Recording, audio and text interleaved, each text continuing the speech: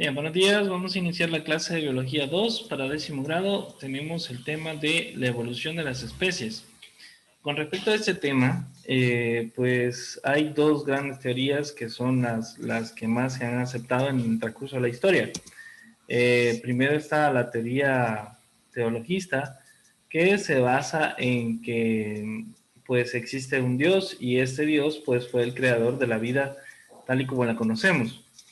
Y también está la teoría evolucionista, que esta pues abarca lo que es que las especies han ido modificándose en el transcurso del tiempo hasta las especies que las que conocemos hasta el día de hoy. Dentro de esto tenemos aquí unas imágenes que dice por qué se parecen tanto entre sí. Si se fijan aquí tenemos especies de insectos voladores que son familia de la parte de las moscas, que si vemos acá, todas estas son especies diferentes, pero tienen básicamente la misma estructura, nada más que lo único que cambian es en la forma, longitud, color, entre otras cositas ahí pequeñas, pero básicamente tienen 6 patas, tienen 4 alas o 2 alas, tienen su cuerpo segmentado, tienen cabeza, un esternón y un abdomen. Aparte de eso tienen antenas, todas tienen antenas, tienen ojos que pues, son panorámicos, entre otras características muy similares que tienen. Luego tenemos el grupo de los primates, que si nos fijamos acá, pues todos tienen el cuerpo cubierto de pelo, todos tienen cola, todos tienen facciones similares. Aparte de eso, las extremidades son bastante similares entre sí. Tienen capacidad de movilidad en la cola, pueden manipularla a su antojo, entre otras características que son bastante similares fisiológicamente hablando. Igual aquí tenemos algunas especies de reptiles y de algunos crustáceos, como los caracoles, que vemos acá, pues todos tienen alrededor de su cuerpo, los crustáceos pues forman una concha que les sirve de casa. Todos estos tienen una concha que está a base de calcio, de sustancias cálcicas, perdón. Igual en el caso de los reptiles, todos los reptiles son de sangre fría, tienen partes de su cuerpo que están formadas por una estructura como similar a conchas o escamas que les recubren su cuerpo y les sirven para protección.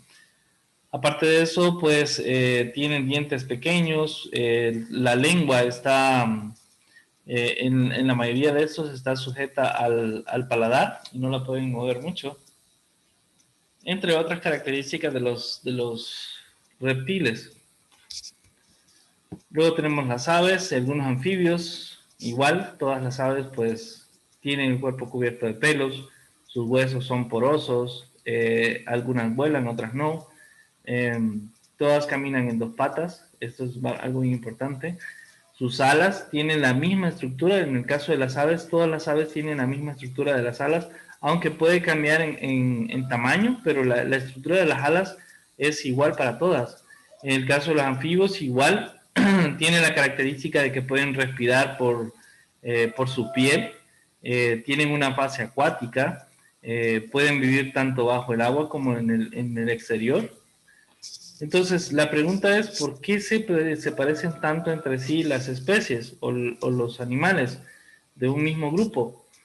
Ahora, se supone que todas las especies animales y vegetales tienen en algún sentido un origen común.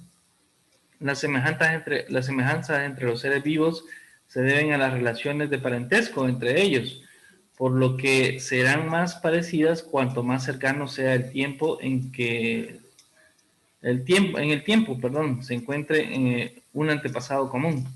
En el caso aquí tenemos un antepasado común, en el caso del ciervo y el gamo, que es este que vemos acá, que tenía un cuerpo similar, nada más que las astas eran un poco más gruesas.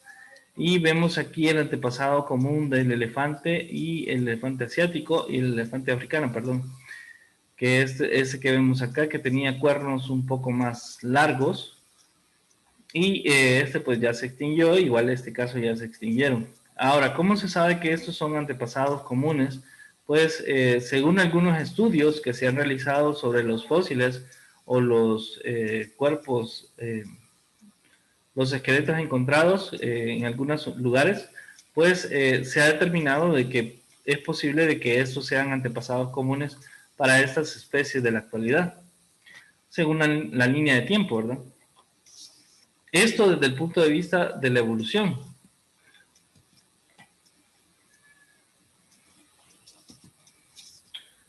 Ahora, aquí tenemos un antepasado común que dio origen, se supone, dio origen a muchas especies. Tenemos acá que de este mismo antepasado, pues, se dividieron en lo que son las razas de los cánidos, que son los perros, y también en el caso de estos que vemos acá, tenemos al lobo y tenemos este perro de la pradera que es... este no es un perro de la pradera. Este es parecido a lo que es la hiena, este animalito que vemos acá, pero es familia de los canis. Luego tenemos otro ancestro común que fue el ancestro para los felinos, por eso tienen una forma bastante similar, nada más que en el caso de los felinos, pues desarrollaron un tamaño un poco mayor. Y está el ancestro también de las hienas y de los osos, que también se supone que proviene de este mismo antepasado común. Ahora, ¿cómo se ha hecho esto de buscar los antepasados comunes para diferentes especies? Pues se ha buscado entre los fósiles que se han descubierto fósiles de estos animales y se ven pasos intermedios entre estas especies, como esqueletos donde hay una clara similitud con uno de estos animales y que también pues tiene características de este otro organismo. De esa manera pues se considera que se ha ido evolucionando en el paso del tiempo. Ahora, existen dos teorías fundamentales como les mencionaba al inicio, que es las ideas fijistas, que defienden que las especies son inmutables, o sea que no mutan ni evolucionan. Es decir, que no han cambiado desde su aparición, ni lo harán en el futuro. Mientras que las teorías evolucionistas defienden que las especies cambian con el tiempo, de modo que al acumular variaciones, terminan dando lugar a nuevas especies. Vamos a hablar un poco acerca de las teorías del fijísmo y del creacionismo. El creacionismo es una rama de la religiosa del fijismo. Se basa en la aceptación literal del Génesis, la Biblia y otros textos sagrados. Defiende que las especies fueron creadas por Dios y que no cambian, ni han cambiado, ni cambiarán. Según estas ideas, la Tierra tiene 6.000 años de antigüedad y consideran que todos los avances que están relacionados con la evolución, pues son, ¿cómo se le llama esto? Herejías, que van contra las doctrinas de la Iglesia. Aunque les diré que en la actualidad la Iglesia también hace investigación acerca de la evolución de las especies. Esto no tanto porque crean en la teoría evolucionista, sino que más para probar su punto de vista y descartar las teorías evolutivas que se tienen hasta la fecha. Entonces, la carrera de investigación acerca de cómo surgió la vida en nuestro planeta, no solamente está visto desde el punto de vista de los científicos, sino que también la Iglesia, también por su parte, hace sus propias investigaciones. Ahora, con respecto a la teoría creacionista, pregunta aquí, ¿y qué pasa con los fósiles? O sea, ¿cómo explicaría la teoría creacionista el hecho de los fósiles? George Cuvier, en el siglo XVIII, expone su hipótesis llamada catastrofismo. Grandes catástrofes naturales desaparecieron y la desaparición de las especies. Dice que Dios repone con otras especies nuevas que no existían anteriormente. Esto es la teoría de cómo, explica la religión lo que es la aparición de los fósiles o lo que nosotros encontremos ahorita fósiles en la actualidad. Se supone que han habido ciertas catástrofes en el transcurso de la historia de nuestro planeta que han extinguido algunas especies y bueno, Dios al momento de repoblar el planeta lo ha hecho con nuevas especies. Y por eso es que las especies que ya están en fósiles pues no aparecen en la actualidad. Ahora, con esto de eliminar el fijismo, todavía en la actualidad todavía no se ha podido eliminar, debido a que hay muchas personas que todavía creen en la teoría del creacionismo, pero ha sido una tarea difícil para los científicos, que ha supuesto mucho tiempo, ya que la evolución es un proceso lento que no se puede observar directamente o a simple vista, y la evolución contradice las doctrinas religiosas, que la religión está muy arraigada en todas las personas. Entonces por eso es bien difícil cambiar la forma de pensar de las personas. Es como decirles de que todo lo que usted ha creído en su vida pues es mentira. Entonces es bien difícil esta situación. Hablábamos en la universidad, hablábamos con un profesor de biología y nos decía que a él también le habían preguntado mucho acerca de esto, de la evolución y qué él creía. La verdad es que él era católico, entonces pues pensaba de que tenía su propia idea acerca de la evolución. Nos mencionaba, y creo que ya se los había dicho antes, que él simplemente les contestaba a sus alumnos que cuando Dios creó la vida en nuestro planeta, también hizo algo muy importante, que fue implementar lo de la evolución. De esta manera, los organismos que él creó iban a tener la libertad de evolucionar y crecer como individuos o como seres o como especies para llegar a ser algo mayor. Entonces, con eso creo que la mayor parte de los alumnos quedaban tranquilos. La verdad es que todo depende de la forma de pensar de las personas y de qué tan cerradas sean con respecto a esto de las teorías evolutivas. Ahora, vamos a hablar acerca de evolucionismo. De esto, pues, ha habido distintas hipótesis para explicar la evolución de las especies. Las principales han sido el lamarckismo o lamarckismo, el darwinismo y el neodarwinismo, que vamos a hablar de ellas un poquito más en detalle. Primero vamos a hablar del lamarckismo. Este señor Lamarck pensaba que los seres vivos desarrollan cambios para adaptarse al ambiente en el que viven. Y vemos acá una jirafa que ha ido aumentando su tamaño del cuello para comer de las plantas que están más elevadas. Aquí tenemos el ejemplo, dice el ejemplo del ancestro de la jirafa, que se adaptó estirando cada vez más su cuello, generando tras generaciones poder llegar a ramas más altas. Según la teoría de Lamarck, los animales evolucionan con respecto a las necesidades, y cuanto más mayor se ejercite un animal para desarrollar cierta habilidad, pues mayor probabilidad tiene de que el órgano que necesita que se genere o que aumente, pues se cree. O sea que este señor pensaba que si ustedes necesitaban, por ejemplo, un tercer ojo, con que lo quisieran y lo intentaran de tener un tercer ojo, pues el ojo iba a aparecer, según la teoría de Lamarck, que bueno, estaba un poco mal. Este señor pues vivió de 1744 a 1829, vivió bastante. Su nombre es Jean-Baptiste Pierre Antoine de Monet Chevalier de Lamarck, que fue un naturalista francés. Bien, la hipótesis de Lamarck se llama teoría de los caracteres adquiridos y se basa en las siguientes premisas.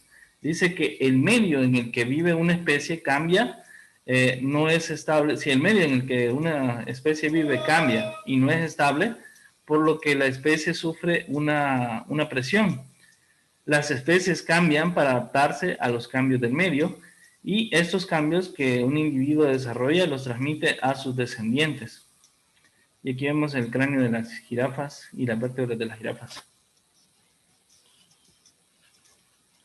Bueno, según Lamarck dice, las modificaciones en el entorno de una especie generan nuevas necesidades en respuesta a las cuales los seres vivos se ven obligados a utilizar órganos, un órgano determinado. La función se hace al órgano. Supuestamente, como lo vemos acá, en el caso de Lamarck pensaba que si el organismo necesitaba un órgano, pues este órgano iba a aparecer. En palabras del propio Lamarck. El uso continuo del mismo fortalece y se desarrolla, dice, mientras que el no usarlo determina su atrofia y desaparición, que es la ley del uso y desuso. O sea, este señor pensaba que si ya tenían un órgano, pero que el animal no lo usaba, pues en cierto momento iba a desaparecer o lo iba a perder. Mientras que si había una necesidad y el animal pues se esforzaba por tratar de hacer que esa necesidad llegara a ser importante, pues el órgano iba a aparecer. Como vemos acá, tenemos aquí 3 tipos de jirafas. Vemos que una de ellas tiene cuello más corto que las otras. Se está esforzando, dice, usándolo, este animal lograría desarrollar su cuello y después lograría transmitir eso a sus hijos. Supuestamente, en teoría, lo que él decía es que si este animal pues seguía intentándolo, en cierta medida el cuello le iba a crecer en algún momento. Ahora, pero esto no explicaba, por ejemplo, en el caso de las focas que tienen color blanco, que se mezclan con lo que es el color blanco de la nieve. Y tampoco, pues, en el caso de por qué una persona hace música o por qué viene y los músculos crecen si se usan. Ya los músculos ya existen, pues, y simplemente al ejercitarlos crecen un poco más. Pero los músculos ya existían. Ahora, la teoría de Darwin, o el darwinismo, que fue propuesta por el mismo Darwin, propone su propia idea sobre la evolución biológica basándose en las siguientes ideas. Existe variedad dentro de las especies. También dice que entre los individuos hay competencias para sobrevivir y también dice que sobrevivirá el que tenga las mejores características. Esto lo llevó a postular lo que fue la teoría de la selección natural, que tiende a promover la supervivencia de los más aptos. Esta teoría fue revolucionaria y se publicó en 1859, en el famoso Tratado Origen de las Especies por medio de la selección natural, que es este tratado que publicó este señor Darwin. Ahora, ¿cómo van evolucionando los seres vivos según la teoría de Darwin?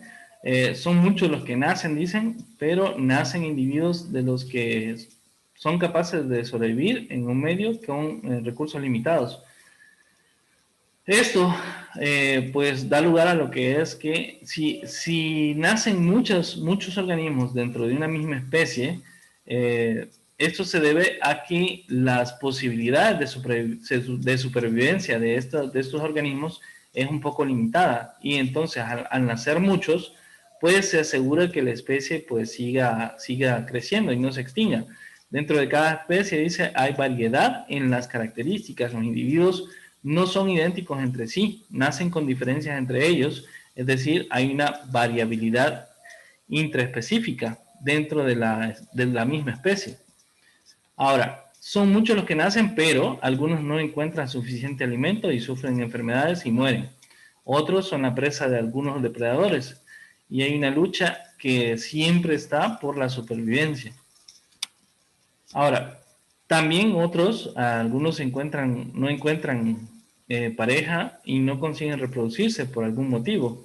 Esto a veces se da por el mismo forma de ser del organismo o porque no cumple las características que una hembra busca en el macho o viceversa, ¿verdad?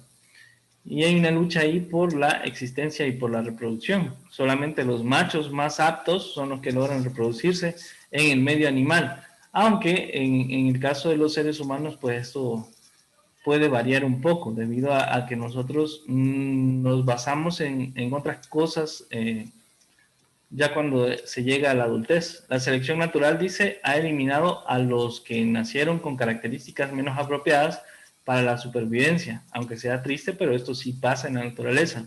Solo sobreviven unos pocos, los que sobreviven, o sea, los mejores o los más aptos, transmiten a sus hijos esas características que precisamente les ayudan a sobrevivir en el medio en el que se desarrollan. Bueno, las especies evolucionan, dice, según Darwin, las especies evolucionan, pero no como Lamarck decía. O sea, Lamarck tenía una idea de que la evolución sí se daba, pero no era específicamente como lo decía él. Realmente los órganos no aparecían de la nada, por mucho que el organismo lo quisiera. En el caso de Darwin, pues tiene una idea un poco más clara de lo que es el proceso evolutivo. Dice que hay variación en las especies. Aquí vemos tres animales de la misma especie. Tenemos uno con cuello corto, otro con cuello medio y otro con cuello largo. Vemos que el que está con cuello corto pues no logra alimentarse y vemos que hay una lucha por la existencia. Lastimosamente, el que nació con cuello corto no logró alimentarse y lastimosamente muere. De esta manera pues se conservan solamente los que tienen cuello largo y estos pues son los que actúan como la selección natural y estos son los que logran pues transmitir sus genes a las descendencias futuras. A diferencia de Lamarck, dice que Darwin pensaba que nacían jirafas con cuellos largos o más cortos y sobrevivían solo aquellas que nacían que habían heredado un cuello suficientemente largo. Y aquí vemos, según la teoría de Lamarck, dice que las jirafas desarrollaban un cuello largo por esforzarse a usarlo y mucho para coger su alimento. Usando mucho su cuello, dice, transmiten a los hijos un cuello más largo y lo transmiten a sus hijos en un cuello más largo. Que vemos, según la teoría de Lamarck, todos los organismos entonces tenían la posibilidad de evolucionar y de transmitir estas características a las descendencias. Ahora, Darwin dice que esto no es correcto, o sea, sí se evoluciona y los genes se transmiten a las descendencias, pero no como lo decía Lamarck. Hay una variación dentro de las especies y algunos nacen con cuellos más cortos, otros cuellos más largos, y solo sobreviven y se reproducen los que tienen cuello más largo. Aquí hay una lucha por la sobrevivencia, pero al final solamente sobreviven los que tienen cuello más largo. Los que tienen cuellos cortos, lastimosamente, pues mueren y esa línea de la especie se extingue. Y así se van eliminando esos genes que no le sirven a la especie. Dice que la selección natural se encarga de eliminar a los de cuello corto, el cuello largo se va extendiendo y en la especie y de esta manera pues solamente van a sobrevivir los que tienen cuello más largo. Las especies las descendencias que nazcan con cuello corto simplemente no van a poder reproducirse y van a morir. Ahora, este señor Darwin apoyó su teoría en cierto viaje que hizo por alrededor del mundo en el Beagle, que era este barco que vemos acá. Tras graduarse en Cambridge en 1831, el joven Darwin se enroló a los 22 años en el barco de reconocimiento HMS Beagle como naturalista sin paga, o sea que lo hizo con sus propios fondos para emprender una expedición científica alrededor del mundo. Y aquí vemos estas líneas que vemos acá, es el viaje que realizó Darwin, si se fijan, fue por básicamente todo el mundo.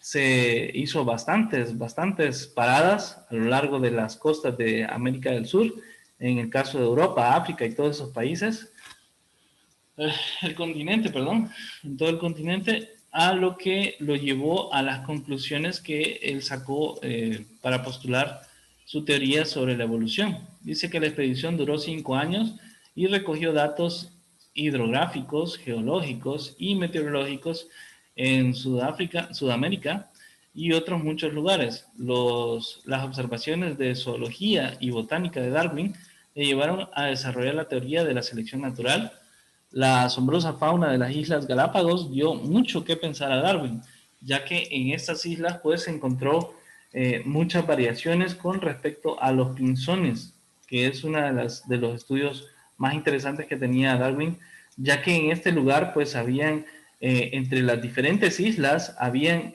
siempre el mismo pinzón en la misma especie de ave, pero dependiendo de la isla habían variaciones en cuanto al color y el pico y la forma de alimentación de los pinzones, lo que le hizo pensar pues que si hay una separación entre una especie, o sea, si la especie es la misma, pero hay cierta separación entre las especies, pues estas pueden desarrollarse y evolucionar de forma diferente y expresar nuevas modificaciones en sus órganos, dependiendo de las condiciones que hayan de atmósfera y de suelo y de alimentación. Ahora, esta es una teoría, lo que decía Darwin acerca de la teoría evolucionista y que todos tienen un antepasado común, es lo que se criticó mucho de Darwin en el transcurso de que se estaba desarrollando de la teoría evolucionista. Se burlaron mucho acerca de esto de que el hombre provenía del mono, pero no es lo que Darwin quiso decir. Realmente eso está mal orientado y está hecho así para criticar los postulados de Darwin y desvalidar su teoría. Su teoría sobre la evolución del hombre fue groseramente malinterpretada y se encontró mucha oposición. Los ataques a las ideas de Darwin que encontraron mayor eco no provenían de sus contrincantes científicos, sino que de sus oponentes religiosos. Muchos atacaron a Darwin sin haber leído su libro ni conocer a fondo sus argumentos e ideas, porque Darwin no decía que descendíamos del mono, sino que tenía la idea de que había un antepasado común, como había un antepasado común para los perros, para los gatos y para los osos, él consideraba de que había un antepasado común para lo que son los primates, el grupo de los primates, al cual pertenece el hombre, ¿verdad? Según las categorías que han sido establecidas hasta la fecha. La idea de que los seres vivos habían evolucionado por procesos naturales negaba la creación divina del hombre y parecía colocar al mismo nivel que los animales. Ambas ideas representaban una grave amenaza para la teoría teológica ortodoxa. Darwin no pensaba que el hombre descendía de ningún mono actual, sino que el hombre y otros primates descendían todos de un antepasado común, que hasta el momento pues no se tiene muy claro cuál era, pero sí está la teoría. En 1925 incluso se prohibió la enseñanza de las teorías evolutivas en los estados de Tennessee, en Estados Unidos, esto por tener la aberración. Si se fijan aquí tenemos a Darwin con un cuerpo de chimpancé.